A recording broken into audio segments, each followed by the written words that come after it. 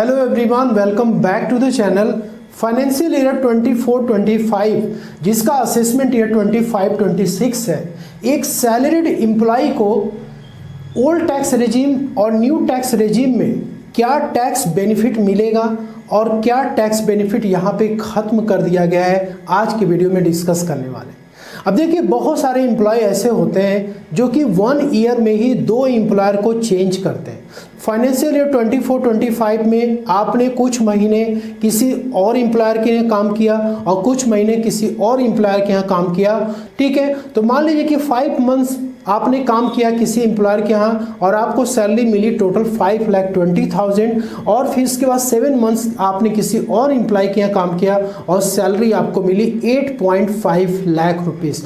Total यहाँ पे आपको सैलरी जो मिली फाइनेंशियल ईयर 24-25 में वो मिली 13,70,000 रुपीस। तो क्या यहाँ पे 2 एम्प्लॉयर हैं तो क्या आपको 2 स्टैंडर्ड डिडक्शन भी मिलेगा? तो इसे समझने के लिए हम यहाँ पे एग्जांपल लेंगे ओल्ड टैक्स रेजिम और न्यू टैक्स रेजिम, दोनों को यहाँ पे हम देखेंगे कौन कौन सा टैक्स बेनिफिट एक सैलरी एम्प्लॉय को मिलेगा और कौन कौन सी टैक्स बेनिफिट यहाँ पे खत्म कर दी गई है।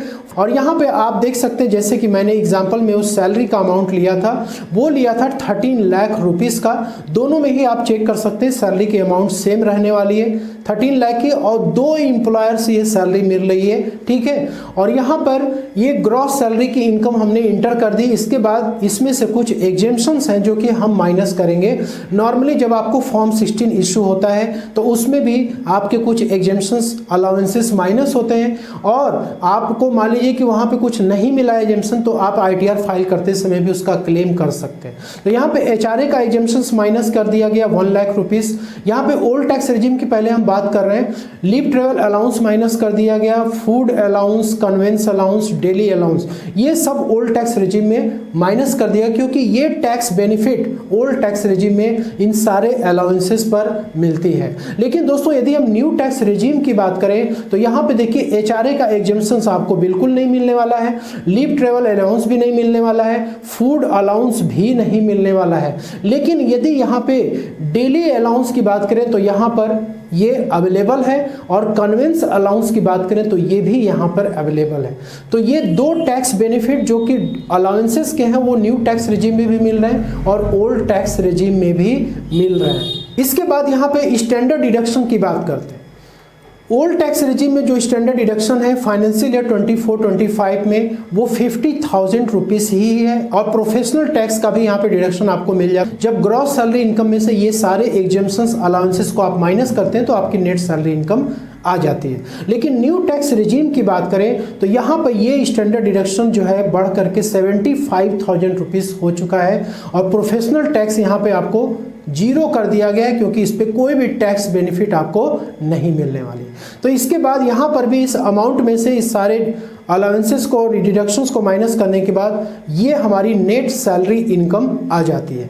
अब यहाँ पे सवाल ये होता है कि ये जो स्टैंडर्ड डिडक्शन है, हमने जो सैलरी ली है ऊपर 13 लाख रुपीस की, ये सैलरी तो हमारे 2 एम्प्लॉयर की है। तो 2 एम्प्लॉयर की जब सैलरी है तो 2 स्टैंडर्ड डिडक्शन भी होना चाहिए। यहाँ पे हमने एक पर्सन का फॉर्म 16 ओपन किया हुआ है, और ये पर्सन जो है फाइनेंशियल ईयर 23-24 की हम बात करें जिसका असेसमेंट है 24-25 पे। जस्ट एक एग्जांपल पर्पस के लिए इसने वर्क किया 1 अप्रैल 2023 से लेकर के 10 अगस्त 2023 तक ये किसी एक एम्प्लॉयर के यहाँ काम किया। तो यहाँ पे जब आप कैलकुलेशन चेक करते हैं तो स्टैंडर्ड डिडक्शन देखिए यहाँ पर 16A में 50,000 रुपीस का मिला हुआ है, और अगस्त में ही इसने जॉब को शिफ्ट कर दिया। 30 अगस्त से लेकर के 31 मार्च तक इसने किसी दूसरे एम्प्लॉयर के यहाँ जॉब किया। स्टैंडर्ड डिडक्शन आप यहाँ पे देखेंगे 16A में 50,000 रुपीस का इस एम्प्लॉयर से भी मिला हुआ है। इसका मतलब 2 एम्प्लॉयर एक साल में TDS डिडक्ट कर रहे हैं, और यहाँ पे 1 लाख रुपीस का स्टैंडर्ड डिडक्शन माइनस किया जा रहा है। हमने क्यों यहाँ पर केवल 50,000 और 75,000 लिया हुआ है? यहाँ पर भी तो कायदे से 1,50,000 होना चाहिए, और यहाँ पर 1 लाख रुपीस होना चाहिए। लेकिन दोस्तों यहाँ पर है कि आपके एम्प्लॉयर चाहे 2 हो चाहे 3 हो, ये मैक्सिमम स्टैंडर्ड डिडक्शन है जो कि अलाउड है। इसके बाद मान लीजिए कि हाउस प्रॉपर्टी से भी इनकम आपको हो रखी है, ठीक। तो हाउस प्रॉपर्टी में जनरली सेल्फ ऑक्युपाइड प्रॉपर्टी होती है और रेंटेड प्रॉपर्टी होती है, इसको लेट आउट प्रॉपर्टी भी कहते हैं। तो हाउस प्रॉपर्टी में यदि आपने लेट आउट कर रखा है और आपने उस प्रॉपर्टी के लिए लोन ले रखा है तो आपको एक तो इंटरेस्ट पे आपको डिडक्शन मिल जाता है, ठीक। तो लेट आउट के केस में आपको क्या करना पड़ता है, रेंटल इनकम दिखाना पड़ता है। तो हम मान लेते हैं कि rental income 4,50,000 old tax regime में भी हो रहा है और न्यू टैक्स रिजीम में भी 4,50,000 का रेंटल इनकम हो रहा है, और जो इंटरेस्ट आप पे कर रहे हैं उसका डिडक्शन आप कैसे क्लेम कर सकते हैं। ओल्ड टैक्स रिजीम की बात करें तो सेल्फ ऑक्यूपाइड के लिए यहाँ पे मान लीजिए आपने इंटरेस्ट पे किया 1,85,610 रुपीज़, तो यहाँ पे मैक्सिमम 2 लाख रुपीज़ तक आप ओल्ड टैक्स रिजीम में क्लेम ले सकते हैं सेल्फ ऑक्यूपाइड के केस में। लेकिन यदि आप न्यू टैक्स रिजीम में जाएंगे तो सेल्फ ऑक्यूपाइड के लिए कोई भी डिडक्शन इंटरेस्ट पे अलाउड नहीं है, तो ये टैक्स बेनिफिट यहाँ पे खत्म कर दिया गया है। लेट आउट की बात करें तो यहाँ पर रेंटल इनकम आपको दिखाना है, इसके बाद ओल्ड टैक्स रिजीम में भी आप इंटरेस्ट कंपोनेंट को क्लेम कर सकते हैं और न्यू टैक्स रिजीम में भी आप इंटरेस्ट कंपोनेंट को क्लेम कर सकते हैं। तो देख सकते हैं इनकम फ्रॉम हाउस प्रॉपर्टी ये हमने कैलकुलेट कर दिया। अब हम आते हैं कैपिटल गेन शेयर मार्केट और म्यूचुअल फंड की। एक पर्सन को इससे भी इनकम होता है, ठीक। तो आईटीआर में आपको इसको दिखाना पड़ता है। अब देखिए लॉन्ग टर्म कैपिटल गेन और शॉर्ट टर्म कैपिटल गेन, यहाँ पे हम दो सिचुएशन लेके चल रहे हैं। लॉन्ग टर्म मान लीजिए हुआ 1,56,000 का शेयर मार्केट या म्यूचुअल फंड से, लेकिन यहाँ पर आपको 1,25,000 का एग्जेम्पशन मिल जाता है, तो आपकी जो नेट यहाँ पे लॉन्ग टर्म कैपिटल गेन है वो आई 31,000 की, और न्यू टैक्स रिजीम में भी यही आपकी इनकम आएगी। शॉर्ट टर्म कैपिटल गेन 85,600, तो यहाँ पे न्यू टैक्स रिजीम और ओल्ड टैक्स रिजीम दोनों में ही अमाउंट सेम रहने वाला है। लेकिन दोस्तों यहाँ पे ध्यान रखिएगा, इस पे जो टैक्स लगेगा वो लगेगा स्पेशल रेट से। तो लॉन्ग टर्म कैपिटल गेन के केस में 12.5% के रेट से लगेगा और शॉर्ट टर्म के केस में 20% के रेट से लगेगा, ठीक। इसके बाद अदर सोर्स की इनकम में आ जाते हैं। सेविंग बैंक की इंटरेस्ट आपको हो रखी है या फिक्स्ड डिपॉजिट आपने करा रखा है उस पर इंटरेस्ट हो रखी है।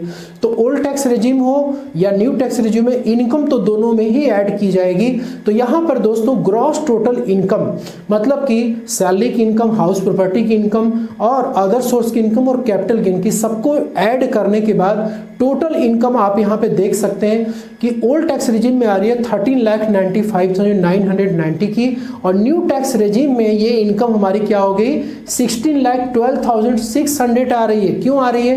क्योंकि कुछ टैक्स बेनिफिट यहाँ पे खत्म कर दिया गया है, जिसके वजह से कि ये इनकम हमारी बढ़ती हुई दिख रही है। अब इसके बाद इस इनकम में से गवर्नमेंट आपको छूट भी देती है कि भाई आप डिडक्शन ले लो और इस इनकम को अपने कम कर लो। तो डिडक्शन में 80C से 80U तक के सेक्शंस बने हुए हैं जिसमें आपको डिडक्शन मिलता है। 80C की बात करें तो LIC है, यानी कि आप लाइफ इंश्योरेंस लेते हैं, प्रीमियम पे करते हैं तो उसका डिडक्शन आप ले सकते हैं।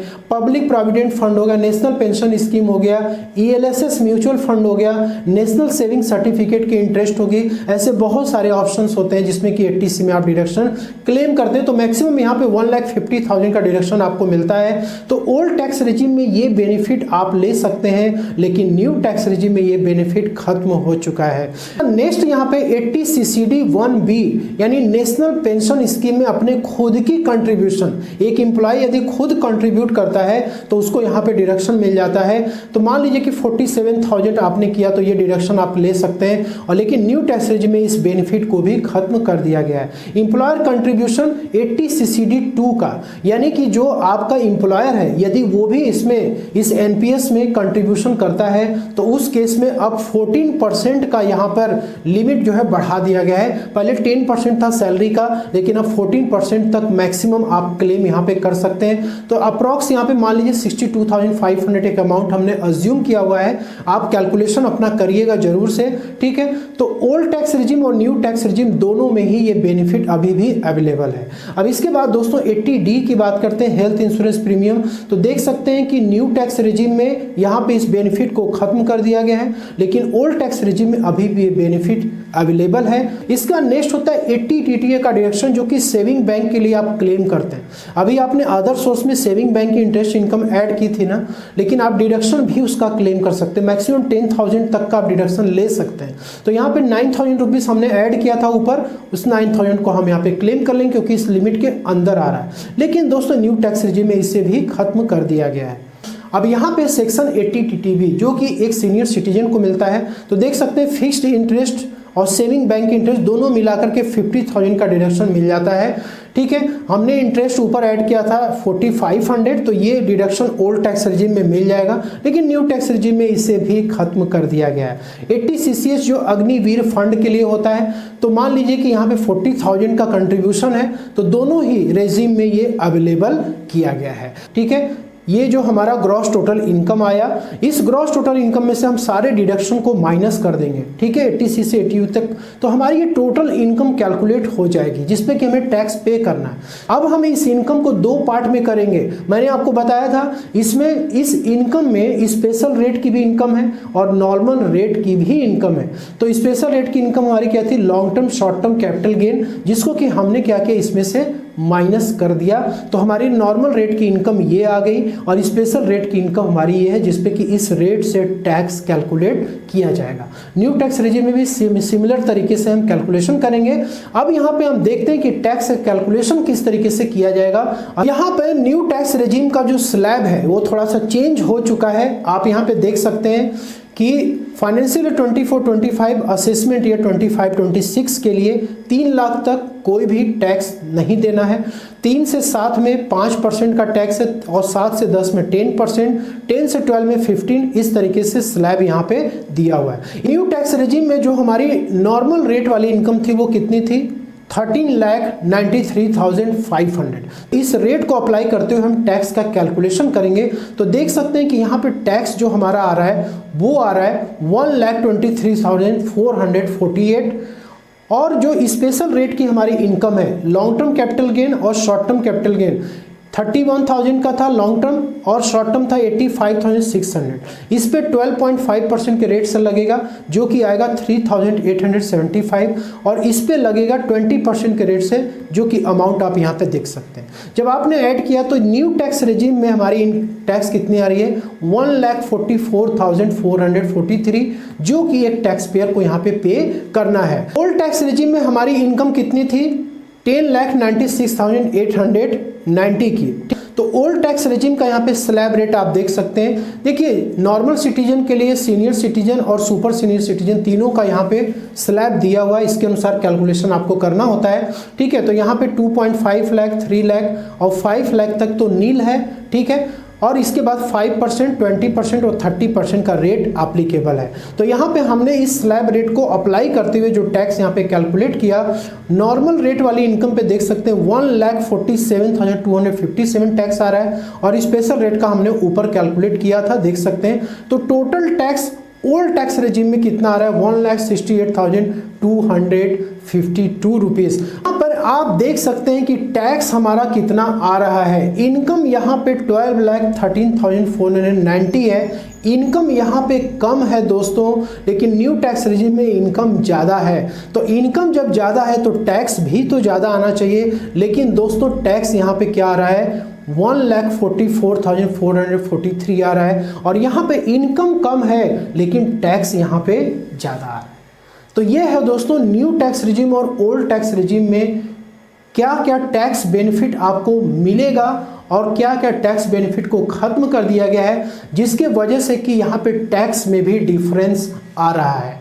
तो आप देख सकते हैं कि आपकी इनकम यदि ज़्यादा जा रही है तो आपको न्यू टैक्स रेजिम में टैक्स कम पे करना पड़ रहा है, लेकिन ओल्ड टैक्स रेजिम में आपकी इनकम कम है तो भी आपको टैक्स ज़्यादा देना है। उम्मीद करता हूँ कि आपको वीडियो में दी गई जानकारी पसंद आई होगी, समझ में आ गया होगा सारी बातें। यदि फिर भी कोई क्वेरी है तो आप पूछ सकते हैं। तो अभी के लिए इस वीडियो में इतना ही, मिलते हैं नेक्स्ट वीडियो में। Thank you so much for watching this.